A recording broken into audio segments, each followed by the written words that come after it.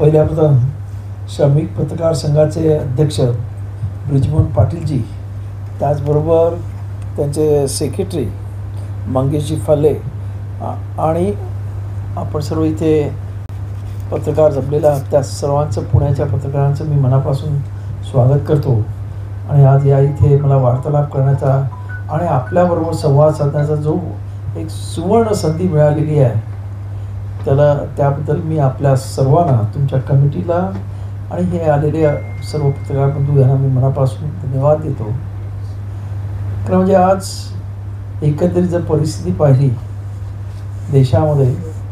देशामध्ये बाबासाहेब आंबेडकरांनी या देशाला संविधान दिलं आणि देत असताना आत्ता 26 नोव्हेंबर हा दिवस संविधान दिन म्हणून आपण साजरा करणार आहोत. त्याच्यामध्ये बाबासाहेब आंबेडकरांचं एक अत्यंत शेवटचं भाषण ज्याला म्हणता येईल ते झालेलं आहे. आणि त्याच्यात बाबासाहेबांनी एक अपेक्षा केली होती की या देशामध्ये मी लोकशाही देतोय, परंतु ह्या लोकशाही कधी या देशामध्ये टिकेल जर आम्ही प्रत्येक माणसाच्या डोक्याला राजकीय एक मत देतोय. अशा वेळेला त्या मताबरोबर म्हणजे राजकीय समानता देत असताना या देशामध्ये आर्थिक आणि सामाजिक समानता यावी, तरच ही लोकशाही चिरकाळ टिकेल. न पेक्षा आम्ही हे निर्माण केलेलं लोकशाहीचं मंदिर या देशातील लोकच फेकून देतील अशा पद्धतीची बाबासाहेबांनी भाष्य केलेलं आहे. आजची आपण परिस्थिती पाहिली संपूर्ण देशाची, तर आपण पाहतोय की आज देशामध्ये काही मंडळी म्हणजे 5-10 इंडस्ट्रियल घराणी म्हणून आपण ती प्रचंड श्रीमंत होत चाललेली आहेत. काही ना सरकार म्हणजे काही इंडस्ट्रीयल सरकार अत्यंत फेवर करत आहे आणि त्यांच्या प्रॉपर्टी म्हणजे अडाणी सरकारचं उदाहरण घेतलं तर त्याची 2014 ते आत्तापर्यंत 750 पट प्रॉपर्टी वाढते. अंबानीची वाढते, सर्वांची वाढते. पण या इथे असणाऱ्या जी बेकारी प्रचंड प्रमाणामध्ये वाढते, या इथे तरुणाई जी प्रचंड मोठ्या संख्येने या देशाचं महत्त्वाचं ॲसेट्स जे आहे ही तरुणाई आहे, तिला आज रोजगार मिळत नाहीत. आणि खरं म्हणजे बाबासाहेबांचं मत असं होतं की या देशामधले मोठे उद्योग आहेत, मग तो स्टील उद्योग असेल किंवा शेतीपासून सर्व, बाबासाहेबांची अपेक्षा होती की हे सर्व उद्योग हे सरकारी व्हावेत. त्यामुळे सरकार पूर्णपणे ताकदीने या संपूर्ण देशामध्ये कंट्रोल असेल. नाही तर उद्या या देशात इंडस्ट्री ठरवतील ते आमदार आणि खासदार बनतील त्यांच्या पैशा जोरावर. आणि आज खऱ्या पद्धतीने ती परिस्थिती निर्माण झालेली आपण पाहतो की लोकशाहीमध्ये बाबासाहेबांनी दिलेले जे मतदानाचा अधिकार आहे त्याचा किती योग्य पद्धतीने उपयोग होता हा प्रश्न पडावा अशी परिस्थिती आहे. कारण आज आपण पाहिलं 3 राज्यांचं आपण इलेक्शन पाहिलं. मध्य प्रदेशचं इलेक्शन असेल, तिथे लाडकी बहीण योजना आली, महाराष्ट्रात लाडकी बहीण योजना आली, आता बिहारमध्ये महिलांना डायरेक्ट 10,000 रुपये अकाउंटवर गेले. तर या पद्धतीने पैशावरती जर हे राजकारण होणार असेल आणि मतदान होणार असेल तर ते खऱ्या अर्थाने लोकशाहीला धोकादायक आहे. लोकांना जी लोकशाहीची म्हणजे मताची जी किंमत आहे ती खऱ्या अर्थानं कळली की नाही कळली हा महत्त्वाचा प्रश्न इथे पडतो. आणि त्यामुळं या देशामध्ये म्हणजे असंतोष पण प्रचंड आहे, तरुणाईमध्ये प्रचंड असंतोष आहे, परंतु मतांमधून तो प्रगट होत नाही अशी परिस्थिती निर्माण झालेली आहे. तर हा कुठेतरी विरोधाभास आहे. आणि हा विरोधाभास आज काय ते याच्यावरती मी कोळवळकर गुरुजींनी लिहिलेलं बंच ऑफ थॉट्स याच्यामधलं एक त्याने ही लिहिलं आहे. त्याच्यामध्ये एक विचार त्यांनी लिहिलेला आहे की या देशामध्ये जर राज्य तुम्हाला करायचं असेल तर काही लोकांना श्रीमंत करा आणि 90% लोकांना अत्यंत गरीब करा. आणि मग ज्या पद्धतीने तुम्ही एखादा भिकारी तुम्ही काही देणार म्हणून तुमच्या पाठीमागे धावत येतो, त्या पद्धतीनं या देशातील लोकसुद्धा वागतील. आणि आज आपण तेच पाहतो की ह्या पद्धतीचं राजकारण या देशामध्ये चालू झालेलं आहे की आपण देशामधल्या लोकांना आता या 2-3 इलेक्शनमध्ये काहीतरी देतो, महिलांना देतोय आणि त्या पद्धतीनं मग ते वोटिंग पॅटर्न आपण अनुभवतोय. हे खरं म्हणजे दुर्दैव आहे. या देशामध्ये आर्थिक समानता येण्याचं अपेक्षा किंवा सामाजिक समानता येण्याची अपेक्षा आज दुरान्वये म्हणजे कुठे जवळपास दिसत नाही. खरं म्हणजे या देशाचं आजचं वास्तव आहे आणि त्यामुळे हे कुठेतरी थांबलं पाहिजे अशी पोलीस सेनेची अपेक्षा. कारण आम्ही बाबासाहेब आंबेडकरांचे विचार घेऊन पुढे जाणारी लोक आहोत आणि बाबासाहेबांनी ह्या देशामध्ये जी लोकशाही प्रस्थापित केली तिला कुठेही धक्का लागू नये. त्याचबरोबर बाबासाहेबांचं दुसरं एक मत होतं की आणि त्यांनी स्पष्ट सांगितलं होती लोकशाहीमध्ये या देशामध्ये म्हणजे त्यांनी असं म्हटलं की या देशामध्ये आत्तापर्यंत म्हणजे पूर्वीपासून की इथे भक्ती प्रचंड असते आणि अंधभक्ती तर प्रचंड असते. एखाद्या माणसाच्या वरती आपण सर्व काही सोपून देतो आणि मग त्याच्या आपण पाया पडत असतो आणि तो जे करेल ते योग्य आहे अशा पद्धतीची भावना आपली असते. तेव्हा बाबासाहेबांनी उदाहरण दिलं की किती कोणी तुमच्यासाठी केलं, एखाद्या महिलेसाठी कोणी काही केलं म्हणून ती काही शील देऊ शकत नाही अशा पद्धतीने बाबासाहेबांनी वाक्य वापरलेलं आहे.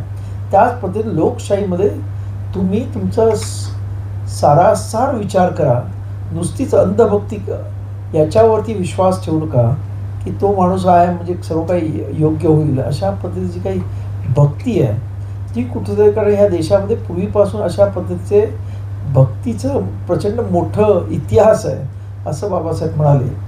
पण दुर्दैवानं आजसुद्धा आपण पाहतो की ह्या देशामध्ये प्रचंड प्रमाणामध्ये राजकारणामध्ये अंधभक्त प्रचंड मोठ्या संख्येने आहेत आणि ते ज्या पद्धतीने वावरतात त्यामुळं या इथं अशा राजकारणाविरुद्ध बोलायला सुद्धा लोकांना भीती वाटते. ही सत्य परिस्थिती आहे. त्यामुळे ह्या सर्व गोष्टी अत्यंत विरोधाभासाच्या आहेत. या देशामध्ये म्हणजे वास्तव आहे ते लोकशाहीच्या विरुद्ध आहे आणि तरी आपण या देशातील महान लोकशाही आपण म्हणत आहोत. तर खऱ्या अर्थाने ही लोकशाही जर या देशामध्ये यायची असेल तर बाबासाहेबांनी एक शब्द वापरला होता त्या इंग्रजी भाषणामध्ये, हॅव नॉट्स. ते म्हणाले हॅव नॉट्सने एकत्र यावं असं त्यांच्या भाषणामधलं सार आहे. आता हॅव नॉट्स म्हणजे त्यांनी मग एक्सप्लेन केलेलं आहे, जे सत्ता संपत्तीपासून वंचित असलेली आतापर्यंतची जी लोकं आहेत, मग ते कुठच्याही जाती धर्माची असतील, ते मग शेतकरी असतील, ते कामगार असतील, ते दलित असतील, कष्टकरी असतील, वेगवेगळ्या जाती धर्मातले असतील, त्यांनी एकत्र येऊन या देशाचं सत्ता हातामध्ये घ्यावी ही बाबासाहेब आंबेडकरांची अपेक्षा होती. अर्थात ती या देशामध्ये खऱ्या अर्थानं जेव्हा लोकशाही पूर्ण समृद्धपणे चालू होईल तेव्हा ती अपेक्षा पूर्ण होईल अशी मी अपेक्षा धरतो. आता हे जरा पूर्वी म्हणजे बाबासाहेबांच्या अपेक्षा काय, ह्या संविधान निर्मात्याच्या अपेक्षा, कारण आता 26 नोव्हेंबर येतं, संविधान दिन, सरकार पण जोरात आणि संपूर्ण देशभर जोरात होईल. पण तू खऱ्या अर्थानं आपल्या संविधानकर्त्याने आपल्या या संविधानामधून काय अपेक्षा केल्या होत्या ते सांगण्याचा मी इथे प्रयत्न केलेला आहे. त्याचबरोबर आजच्या परिस्थितीमध्ये आपण पाहतोय की आज या देशामध्ये जे लोकप्रतिनिधी निवडून येतात ते लोकप्रतिनिधी ज्या पद्धतीने वागत आहेत तो आदर्श खरं म्हणजे समाजामध्ये घेण्यासारखा नाही. आपण पाहिलं आहे की आज जी प्रामाणिकपणा आणि सचोटी या देशामधल्या लोकप्रतिनिधीमध्ये असायला पाहिजे तशी फारशी दिसत नाही. आत्ता सध्याच्याच आपण पाहतोय कालचंच की ह्या पक्षातून त्या पक्षात, त्या पक्षातून त्या पक्षात अशी अनेक प्रकारची जी काही म्हणजे वैचारिक एखाद्या वेळेस कोणाचं हे असेल म्हणजे वैचारिकतेने आपण काही बदल करत असतो तर समजू शकतो, परंतु इतर आर्थिक किंवा इतर हितसंबंधासाठी अशा पद्धतीच्या तडजोडी जेव्हा होतात ते खरं म्हणजे ह्या राजकारणाला आणि या देशाच्या लोकशाहीला धोकादायक असं आम्ही समजतो. त्यामुळं ही जी काही आजची परिस्थिती आहे ती हे मी असं समजतो की संक्रमण काळ आहे. हळूहळू लोक अजूनही मॅच्युअर होतील आणि त्याच्यातून लोक बाहेर पडतील ह्या संक्रमण काळातून. आणि या देशामध्ये आज आम्हाला आमच्या लोकशाहीला 75 वर्ष पूर्ण होत आहेत, तर कदाचित 20-25 वर्ष अजून लागतील की ते मॅच्युरिटी येण्यासाठी ही मी अपेक्षा करतो. आजचं जे मगाशी आपण म्हणालात की आम्ही एकनाथ शिंदेबरोबर ह्या स्थानिक स्वराज्य संस्थांसाठी युती केलेली आहे. हे करण्याचं मागचं एक महत्त्वाचं कारण म्हणजे आंबेडकर चळवळीतला कार्यकर्ता हा अत्यंत प्रखर आहे आणि रस्त्यावरती वेगवेगळ्या प्रकारची आंदोलनं सतत करत असतो, मोठ्या ताकदीने करतो. 75 वर्ष म्हणजे आज या देशामध्ये म्हणजे खास करून SC-STचे प्रॉब्लेम असतील किंवा OBCसाठी मंडल आयोगासाठी जर भांडणारा कोण होता तर तो आंबेडकरवादी होता. ही परिस्थिती आहे. त्या OBC मंडळीनं ते मंडल आयोग त्यांच्यासाठी आहे हे पण माहीत नव्हतं. अशा वेळेला आंबेडकरवादी मंडल आयोग लागू करावं म्हणून खरं म्हणजे त्यांना काही मिळणार नसताना सुद्धा ते हे आंदोलन करत होते. तर हा असा खऱ्या अर्थानं प्रत्येक गोष्टीवरती रिॲक्शन देणारा असा आंबेडकरी तरुण, पण तो राजकारणापासून फार दुरावलेला आहे. त्याला राजकारणामध्ये अजूनही ज्या पद्धतीनं त्याला सत्तेमध्ये जायला पाहिजे ते मिळालं नाही. आणि म्हणून मी ठरवलं की या आंबेडकर चळवळीतले अनेक कार्यकर्ते उद्ध्वस्त झाले, बदनाम झाले, कुटुंब बर्बाद झालेली मी पाहिलेली आहेत. आणि त्यामुळे ह्या कार्यकर्त्यांना खऱ्या अर्थानं कुठंतरी सत्तेच्या परिघामध्ये घेऊन जायचं हे ठरवून या इथे मी एकनाथजी शिंदे यांच्याबरोबर आम्ही युती केली. आणि त्यांनीसुद्धा स्वतः कार्यकर्ते असल्यामुळे कार्यकर्त्यांचं दुःख ते जाणतात आणि त्यामुळं त्यांनी आमच्या या म्हणजे जो युतीचा आमच्या दोघांचं जे झालं त्याच्यामध्ये आंबेडकर चळवळीतल्या कार्यकर्त्यांना आम्ही योग्य तो सन्मान देऊ आणि सन्मानाने त्यांना सत्तेवर पाठवू अशा पद्धतीची त्यानं आश्वासन दिलेलं आहे. आणि मला पूर्ण खात्री आहे की ह्या इलेक्शननंतर म्हणजे ह्या ज्या स्थानिक स्वराज्य संस्थांच्या इलेक्शननंतर आंबेडकर चळवळीतला कार्यकर्ता तुम्हाला कुठेतरी सत्तेच्या परिघामध्ये वेगवेगळ्या ठिकाणी आणि म्हणजे प्रत्येक जिल्ह्यामध्ये नक्कीच दिसेल ही अपेक्षा आहे. त्यामुळं आज ही आम्ही युती केलेली ती कार्यकर्त्यांसाठी केलेली आहे. कारण आपल्याला माहिती आहे की आमदारकी खासदारकीची इलेक्शन संपलेली आहेत आणि आत्ताची ही स्थानिक स्वराज्य संस्थेची आहे. आणि याच्यामध्ये कार्यकर्ते जे आंबेडकर चळवळीत प्रामाणिकपणे काम करत आहेत त्यांना कुठेतरी सत्तेपर्यंत पोहोचवणं या उद्देशानं हे केलेलं आहे. पण मला अपेक्षा आहे की ह्या इलेक्शनमध्ये त्यामुळे रिपब्लिकन सेना ही अत्यंत चांगल्या पद्धतीनं एकनाथजी शिंदेच्या बरोबर आणि त्यांच्या कार्यकर्ते, कारण शिवसैनिकांचं एक वैशिष्ट्य आहे की प्रामाणिक कार्यकर्त्यांची एक फौज आहे त्यांच्याकडे. आणि त्यामुळं आम्ही म्हणजे इतिहास पाहिला की आमच्या अनेक कार्यकर्त्यांनी काँग्रेस आणि इतर लोकांबरोबर युती केल्या, त्यांची मतं ट्रान्सफर होत नाही, परंतु इथे त्यांचा पण कार्यकर्ता अत्यंत पक्का आहे. आणि त्यामुळे हे मतं ट्रान्सफरची यावेळेस आम्हाला पूर्ण खात्री आहे. आणि त्यामुळेच मी असं म्हणू शकतो की यावेळेस आंबेडकरी कार्यकर्ता सत्तेमध्ये नक्की पोचेल ही अपेक्षा आहे. आणि त्या दृष्टीनं ही युती आम्ही केलेली आहे. आणि इलेक्शननंतर आपल्याला नक्कीच कळेल याचा म्हणजे आम्ही केलेला हा जो खरं म्हणजे हा अत्यंत धाडसी निर्णय होता. अनेक लोकांनी त्याच्यासाठी मला ट्रोल केलं, परंतु आज अशी परिस्थिती आहे की आमच्या ऑफिसमध्ये म्हणजे दादरच्या ऑफिसमध्ये दर दिवशी वेगवेगळ्या गटातटाची एवढी मंडळी रिपब्लिकन सेनेमध्ये प्रवेश करत आहेत. त्याला कुठेतरी आता भूमिका पठायला लागली असं मला वाटतं आहे. आणि मला वाटतं मग हे आता इनिशियल आमचं यश आहे की आम्ही घेतलेली भूमिका योग्य आहे. आंबेडकरी कार्यकर्ता जो भ्रमिष्ठ होता, जो नैराश्य ग्रासला होता, त्याला कुठेतरी आशा वाटू लागलेली आहे. तेव्हा या पद्धतीनं हे आजचं वातावरण रिपब्लिकन सेनेचं या इथे चांगल्या पद्धतीने झालेलं आहे. मला येणाऱ्या या स्थानिक स्वराज्य संस्थांच्या इलेक्शनमध्ये आमच्या रिपब्लिकन सेनेला चांगल्या पद्धतीचा प्रतिसाद मिळेल आणि आंबेडकरी चळवळीतला कार्यकर्ता सत्तेमध्ये जाईल ही अपेक्षा ठेवतो. धन्यवाद. पद्धतीचं आमचं म्हणणं आहे की आणि हे बाबासाहेब आंबेडकरांचं पण म्हणणं होतं, कारण ह्याच्यातून निवडून येणारी मंडळी या रिझर्वेशनमधून ती असा अनुभव आहे की त्यांचा त्या समाजातल्या लोकांशी काही संबंध नसतो. आणि ते ज्या पक्षातून निवडून येतात त्यांचा ते अजेंडा राबवतात. त्यामुळं खऱ्या अर्थानं या रिझर्वेशनचा उपयोग होत नाही अशी परिस्थिती आहे. तुम्ही शिंदे सेनेबरोबर युती केलेली आहे. सध्या जर बघायला गेलं तर महायुतीमध्ये सध्या जागा वाटपाच्या मुद्द्यावरून भांडण चालू असल्याचं दिसतंय. तुमच्या वाट्याला किती जागा येतील असं वाटतं आणि ते कशा प्रकारे तुम्ही काही बोलणं केलं त्यांच्याबरोबर? नाही, आम्ही बोललेलो 10% आम्हाला प्रत्येक ठिकाणी द्यावं, परंतु काही ठिकाणी असं आहे, काही ठिकाणी 5% मिळते, काही ठिकाणी 25% पण मिळते. कारण काय आहे, आता महायुतीमध्ये सुद्धा त्यांचं बहुतेक ठिकाणी असं झालेलं आहे की जिथे जमेल तिथे युती करायची, नाही तर स्वतंत्र लढवायचं आणि निवडून आल्यानंतर मग एकत्र यायचं. त्यामुळं जिथे जशी परिस्थिती आहे त्या पद्धतीने जागा मिळतील, पण तो योग्य त्या प्रमाणात जागा मिळतील अशी अपेक्षा आहे. आणि आम्ही पण त्यांना फक्त SCच्याच जागा रिझर्वेशन किंवा STच्याच रिझर्वेशन नको, ओपनमधल्या पण आम्हाला जागा द्या असं सांगितलेलं आहे. जिथे आमच्याकडे स्ट्रॉंग उमेदवार असतील आम्ही त्यांना आमची लिस्ट देऊ, ते आम्हाला त्यांची लिस्ट देतील आणि त्याच्यामध्ये कुठचा उमेदवार कुठे स्ट्रॉंग आहे त्या पद्धतीने इलेक्शन लढवत जाईल. नगर परिषद नगरपालिकेतले किती उमेदवार आहेत? आम्ही आता 101 उमेदवार उभे केलेले आहेत. पण काय आहे, बऱ्याच ठिकाणी वेगळ्या पद्धतीचं म्हणजे राजकारण झालेलं आहे. तुम्हाला पण माहिती हल्ली कोण कोणाबरोबर जातं याच्याबद्दल सांगता येत नाही.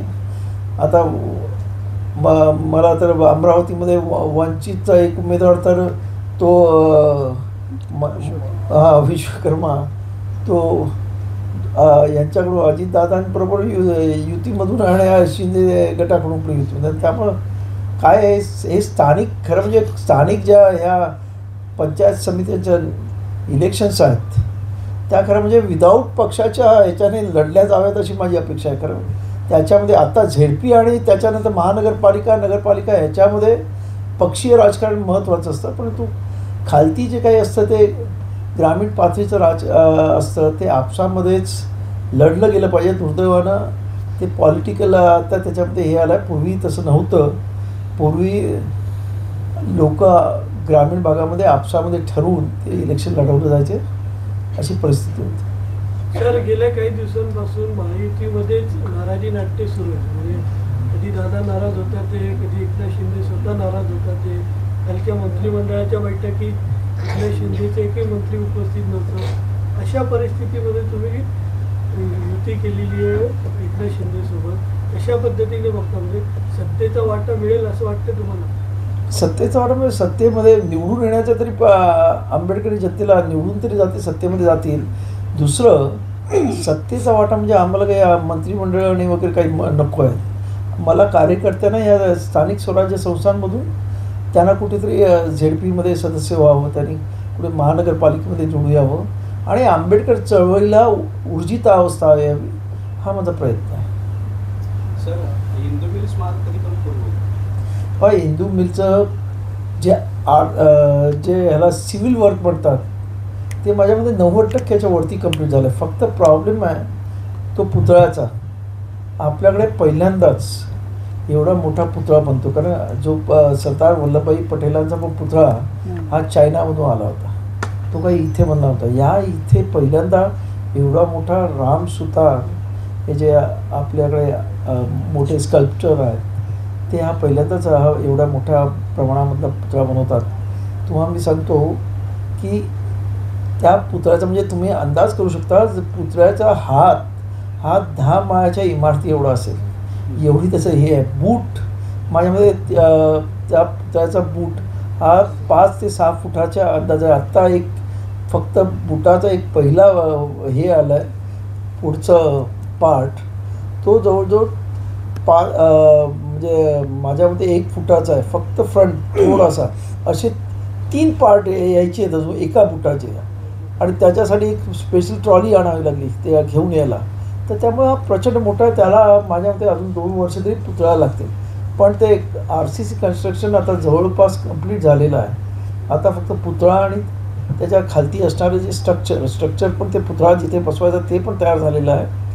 पण त्याच्या आतमध्ये 850 मेट्रिक टन तर ते पुतळा उभा राहण्यासाठी आतमध्ये स्टील लागणार आहे, कारण त्याला लिफ्ट आहेत, हे आहेत. तर मोठं काम आहे ते खरं म्हणजे. आणि पुतळ्याची ऑर्डर पण लेट गेलेली आहे. सरकारने जर डायरेक्ट त्या राम सुताराबरोबर कॉन्टॅक्ट करून ते पुतळ्याची ऑर्डर दिली असती कदाचित, तर ते बरं झालं असतं. पण ते काय, ते थ्रू शहापूरजी पाळमजी नावाची जी कंपनी आहे, जिला हे कॉन्ट्रॅक्ट मिळालेलं आहे सिव्हिल वर्कचं, त्यांच्या थ्रू ते काम होत असल्यामुळं थोडीशी दिरंगाई होत आहे असं एकंदरीत अनुभवलं जातं. सर, रिपब्लिकन ऐक्याची बऱ्याच वेळा चर्चा होती, पण ते प्रत्यक्षात काही येत नाही, त्याबद्दल काय होतं? विशेषतः प्रकाश आंबेडकर, तुम्ही म्हणजे एकनाथ शिंदेसोबत पण जाऊ शकता, जे विचाराचे विरोधात आहेत, हिंदुत्वादी आहेत, पण प्रकाश आंबेडकरांना बद्दल तुम्ही काय दोघं एकत्र याचा विचार करत नाहीत? ऐकून घ्या, प्रश्न कसा आहे. पहिल्यांदा ऐक्याबद्दल बघू. रिपब्लिकन पक्षाचा ऐक्य हा माझ्या मते प्रचंड जुना विषय झालेला आहे. लोकांच्या मनामधून आता तो विषय पूर्णपणे बाद झालेला आहे. आणि सध्या रिपब्लिकन ऐक्यासाठी जे काही गट तट ते सुद्धा आता म्हणजे पार्टीमधले बरेचसे गट नामशेष सुद्धा झालेले आपण पाहतोय. आणि त्यामुळं आता रिपब्लिकन पक्षाचं ऐक्य व्हावं असं आंबेडकर जनतेची सुद्धा इच्छा नाही. त्याचबरोबर तुम्ही आता म्हणालात की प्रकाश आंबेडकर तुम्ही एकत्र येत नाही, तर प्रत्येक गोष्टीला काळ आणि वेळ ठरवून यावा लागतो. आज आपण पाहतो राज आणि उद्धवाला सुद्धा काळ वेळ ठरवून म्हणून ते एकत्र आहे. काळाची मांग आहे, त्यामुळे उद्या कशी परिस्थिती निर्माण झाली तर नक्कीच आपण एकत्र येऊ. आतापर्यंत त्यांचं एकला चलोरी धोरण होतं, त्यामुळं कार्यकर्ता बिचारा उपेक्षित राहिला असं माझं मत होतं. आणि म्हणून आम्ही आता युती केली, पण आता यावेळेस ते परत असं वाटतं की ते कुठेतरी युतीचं राजकारण त्यांनी पण चालू केलं असं मला दिसतंय. ती काळ वेळ आहे सर, कधी म्हणजे आता ती कोणी ठरवत नाही, परिस्थिती ठरते ती. नाही, कारण म्हणजे अबकडं हे प्रॅक्टिकल नाही आहे. काही म्हणजे इनप्रॅक्टिकल गोष्टी आहेत, त्याला माझा विरोध आहे. कारण SC मधला सर्वात मोठा भाऊ आंबेडकरी समाज आहे. आणि त्यामुळं आम्ही आमचे जे छोटे इतर समाजातील लोक आहेत त्यांना आज जर ते अबकड झालं तर SC मधला सर्वात मोठा वर्ग आंबेडकरी समाज आहे. आणि त्याला म्हणजे 10% जर रिझर्वेशन मिळालं तर एवढ्या मोठ्या संख्येने त्याचे आमदार आणि खासदार होतील. इतर लोकांना 1%, 2% एवढी कमी त्यांची हे आहे. आज त्यांच्याकडे बरेच आमदार आणि त्यांचे मंत्री ते सर्व त्यांचं जाईल. त्यामुळे ही फक्त हवा उठवण्यात येते. आमचं म्हणणं आहे की जर अबकड करायचंच असेल ना या सरकारला, तर त्याने फक्त शिक्षणात किंवा नोकऱ्यांमध्ये नाही तर राजकीय दृष्ट्या सुद्धा ते अंमलात आणावं आमची तयारी आहे असं मी म्हणेन. परंतु एकंदरीत आंबेडकरी चळवळीचा एक घटक म्हणून आणि बाबासाहेब आंबेडकरांची चळवळी सर्वांना सोबत घेऊन जाणारी असल्यामुळं या अबकडला आमचा विरोध आहे. गेल्या काही दिवसांमध्ये EVM वर मतदान नको अशा प्रकारचा एक सूर उठलेला होता, त्यामुळे तुमची काय भूमिका आहे? असं काही आहे वाटतं तुम्हाला EVM मध्ये घोळ वगैरे? वोट चोरी वोट चोरी किंवा घोळ याबद्दल एक माझं प्रामाणिक मत आहे की जर प्रगत देश जर ते EVM वापरत नसेल तर आपण वापरण्याची गरज नाही असं माझं प्रामाणिक मत आहे. पण वोट चोरी हा खरं म्हणजे माझं पूर्वीपासूनचं मत आहे की जो पक्ष सत्तेवर असतो तो वोट चोरी करतोच वेगवेगळ्या प्रकारे. मी आपल्याला सांगू इच्छितो, बाबासाहेब आंबेडकर जेव्हा नायगावला उभे होते आणि काजोळकर हे त्यांच्या विरुद्ध होते, तेव्हा बाबासाहेब आंबेडकरांचा 13,000 मतांनी पराभव झाला. त्याच्या 73,000 मतं ही बाद करण्यात आली. विचार करा. मग त्या वेळापासून ही परिस्थिती म्हणजे वेगळ्या पद्धतीनं या त्याला वोट चोरी, वोट बाद करणं हे सर्व प्रकार त्या काळापासून चालू आहेत. ते नवं नाही. परंतु आज जर आपण इतर प्रगत देश, अमेरिकेसारखा प्रगत देशसुद्धा जर बॅलेटवर घेत असेल तर या देशाने घेतलं तर काय फरक पडतो असं माझं मत आहे. कारण आजसुद्धा आपण पाहतो की आपण EVM इलेक्शन घेतो. आता टेक्नॉलॉजी एवढी पुढे आहे, EVM घेतल्याबरोबर तर संध्याकाळी 5 वाजता इलेक्शन झालं तर 6 वाजता रिझल्ट लागायला पाहिजे, एवढं टेक्नॉलॉजी आहे. पण तसं होत नाही. परत 1-2 दिवस आपण ठेवतो, परत मग काउंटिंग करतो. मग हे कशाला पाहिजे? जर तुम्हाला पूर्णपणे टेक्नॉलॉजी पाहिजे असेल तर त्या टेक्नॉलॉजीचा पूर्ण वापर झाला पाहिजे आणि त्याचे लगेच रिझल्ट मिळाले पाहिजे. परंतु आपण टेक्नॉलॉजी वापरायची, म्हणजे आपण पेपरलेस आपण इंडस्ट्री बनवतो म्हणतो याच्याने ढिगाऱ्याने पेपर तयार करायचे अशा पद्धतीचं जे काय चाललेलं आहे ते अयोग्य आहे असं माझं मत आहे. सर, दरवर्षी भीमा कोरेगावसाठी 100 कोटीची निधी मंजूर केल्याचा घोषणा केली जाते, मात्र कागदावर ती घोषणाच आहे. याबाबत आपलं काय मत आहे? भीमा कोरेगावबद्दल म्हणजे मी म्हणजे 2018ला जेव्हा ती दंगल झाली त्यानंतर मी त्यावेळचे मुख्यमंत्री फडणवीस साहेब होते, त्यांना भेटलो होतो आणि त्यांना सांगितलं होतं एक तर तिथे प्रचंड आंबेडकरी जनतेला पण त्रास होतो, पुण्यातल्या जनतेला सुद्धा त्रास होतो. तेव्हा त्यांनी मला त्या काळात आश्वासन दिलं होतं की आनंदजी आम्ही असा एक फ्लायओव्हर बनवतोय की डायरेक्ट तो त्या भीमा कोरेगावच्या म्हणजे त्या नदीच्या पलीकडे जाईल आणि इकडे सुद्धा त्या टोलच्या पुढून चालू होईल, म्हणजे जनरल पब्लिकला पण त्रास होणार नाही, तुमच्या पण पब्लिकला त्रास होणार नाही आणि चांगल्या पद्धतीनं आम्ही हे नियोजन करू. परंतु अजून कुठल्याही म्हणजे 100 कोटी रुपये दरवर्षी खर्च करतात पण सर्व टेम्पररी असतं. आमच्या सरकारला तेच म्हणलं की तिथे परमनंट स्ट्रक्चर बनवा, परमनंट पद्धतीनं तिथे लोकांची व्यवस्था करा, त्याला एक तीर्थक्षेत्र म्हणून जाहीर करा, जेणेकरून तुम्ही ज्या पद्धती तीर्थक्षेत्राचं डेव्हलपमेंट करता त्या पद्धतीनं तुम्ही त्या भीमा कोरेगावचं डेव्हलपमेंट कराल. त्यावेळेस मी जेव्हा भेटलो तेव्हा खरं म्हणजे याबद्दल त्यावेळच्या सरकारला शंका होती भीमा कोरेगावच्या युद्धामध्ये नक्की काय झालं. तेव्हा मला त्या फडणवीसांनीच सांगितलं की आम्ही हे व्हेरीफाय केलं, आम्हाला लंडनच्या ब्रिटिश लायब्ररीमध्ये त्यावेळच्या ज्या आर्किटेक्ट आहेत त्यांचं नाव काहीतरी मला आता आठवत नाही, त्याने तिथे दस्तऐवज लिहिलेला आहे, त्याच्यामध्ये ते युद्ध कसं झालं, नंतर तिथे काय तिथे आम्ही ठेवलेलं आहे हे सर्व म्हणे डिटेलमध्ये आहे आणि त्यामुळं हा ऐतिहासिक ठेवा आहे आणि म्हणून आम्ही त्यांना पण सांगितलं मग ताबडतोबी त्याच्यावर ॲक्शन घ्या. दुर्दैवानं अजूनही त्याच्यावरती काही फारसं टेम्पररी लोकांची सोय होते, पण सोयीपेक्षा अति गैरसोय होते. म्हाताऱ्या माणसांचं इतरांना 3-3 किलोमीटर चालत जावं लागतं, ही परिस्थिती आहे. त्या सरकारला माझी विनंती आहे की आपण पहिल्यांदा तिकडे फ्लायओव्हर बांधा, तुम्ही अनेक ठिकाणी फ्लायओव्हर बांधताय तर तिकडे फ्लायओव्हर बांधा म्हणजे लोकांच्या गाड्या जवळपर्यंत जाऊ शकतील आणि पार्किंगची चांगली व्यवस्था करावी, जेणेकरून पुणेकरांना सुद्धा त्रास होणार नाही आणि तिथे भीमा कोरेगावला येणाऱ्या लोकांना सुद्धा तो त्रास होणार नाही. एकंदरीत मी बघतोय की जे स्मारकं जे आहेत ते मोठी होत आहेत, पण आंबेडकरी जी जनता आहे त्यांचे दुःख काही कमी होत नाहीत, त्यांचं सामाजिक उत्थानीकरण जे व्हायला पाहिजे ती होताना दिसत नाही. तो हा थोडासा विरोधाभास दिसत नाही का की भौतिक सुखांवर सरकार खूप खर्च करतं आहे पण सामाजिक जे आहे प्रत्येकाचं जीवन उंचवलं पाहिजे त्या दृष्टीनं कमी होताना दिसत नाही. मगाशी मी मुद्दा पहिल्यांदाच मी मांडला की बाबासाहेबांनी जी अपेक्षा केली होती या लोकशाहीमधून की या देशामधले मी राजकीय समानता देतोय, आर्थिक आणि सामाजिक समानता या देशामध्ये यायला पाहिजे, न पेक्षा या देशामध्ये या आम्ही लोकशाहीचं बांधलेलं हे मंदिर उद्ध्वस्त करतील. आणि आपण जर पाहिलं आजूबाजूला आपल्या इथे श्रीलंकेत काय झालं, नेपाळमध्ये काय झालं, बांगलादेशमध्ये काय झालं, तर ही भीती भारताला सुद्धा आहे. पण भारतामध्ये जाती व्यवस्था असल्यामुळे त्या पद्धतीची होणार नाही, परंतु या इथं उद्या कदाचित म्हणजे माझं असं जे गेस आहे की हा जो स्वतःला सोकॉल्ड रुलिंग क्लास समजणारा वर्ग आहे त्याच्या मागे इकडची 80-85% जनता लागली तर ह्या देशामध्ये सिव्हिल वॉर झाल्याशिवाय राहणार नाही आणि ही भीती आहे. त्यामुळं या देशातल्या सत्ताधाऱ्यांनी या सर्व भीती मी अत्यंत जबाबदारी बोलतोय, अत्यंत काळजीपूर्वक हे सर्व विचारपूर्वक या देशाची सत्ता राबवावी असं माझं मत झालं.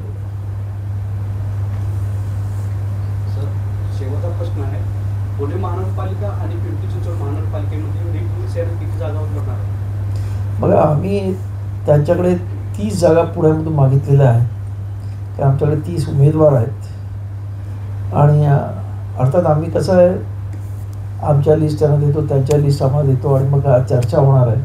कारण स्थानिक या मागच्या इलेक्शनमध्ये म्हणजे आत्ता जे चालू आहे त्याच्यामध्ये आम्ही फारसं सिरियसली दोघांनी पण घेतलं नव्हतं, परंतु झेडपी आणि महानगरपालिकेमध्ये आम्ही अत्यंत सिरियसली इलेक्शन जागा वाटप करून अत्यंत सिरियसली ते लढवलं जाणार आहे. आणि मुंबईमध्ये सुद्धा आज आंबेडकरी चळवळीची ताकद प्रचंड आहे. मी ज्या मुंबईमध्ये एक आमची सामाजिक संघटना सामाजिक धार्मिक संघटना आहे कोकणवासियांची, ज्याच्यामध्ये प्रत्येक माणूस आमचा मेंबर असतो. त्याच्या 900 शाखा आमच्या तिथे मुंबईत कार्यरत आहेत ॲक्टिव्हली. आज त्यांचं आम्ही 7 माळ्याचं एअर कंडिशन हे पण बांधतो आहे, आंबेडकर भवनसुद्धा बांधतो आहे. त्यासाठी लोकांनी सुद्धा मला 10 कोटी रुपये दिलेले आहेत आमच्या कोकणातल्याच लोकांनी.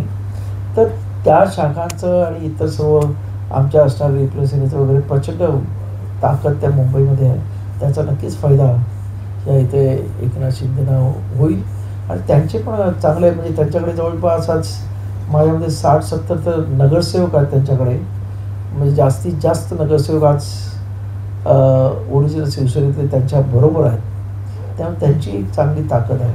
या दोन्ही ताकदीचा मुंबई महानगरपालिकेवर चांगल्या पद्धतीने प्रभाव पडेल इलेक्शनमध्ये आणि चांगले रिझल्ट मिळतील अशी आम्हाला अपेक्षा आहे. एकनाथ शिंदे म्हणतात त्यांची शिवसेना ओरिजिनल आहे. तुम्ही आत्ता असं बोलता ओरिजिनल शिवसेना नाही, त्यांच्याकडे आलेली आहे. नाही, मी असं म्हटलं नाही. मी म्हटलं जे ओरिजिन म्हणजे एकत्र जी शिवसेना होती त्याच्यामध्ये जे काही त्यांच्याकडे 91 कॉर्पोरेट होते त्या काळात, त्यावेळेस 80 ते 90% कॉर्पोरेट आज एकनाथ शिंदेबरोबर आहेत. पण सर रिअल शिवसेना कोण? आता ही रिअल शिवसेना, मी कायदा मानणारा न्यायपालिकेवर विश्वास ठेवणारा माणूस आहे. न्यायपालिका ठरवेल ते, सर्वोच्च न्यायालय ठरवेल ते फायनल आहे. तुमचा तो सरांनी विचारलेला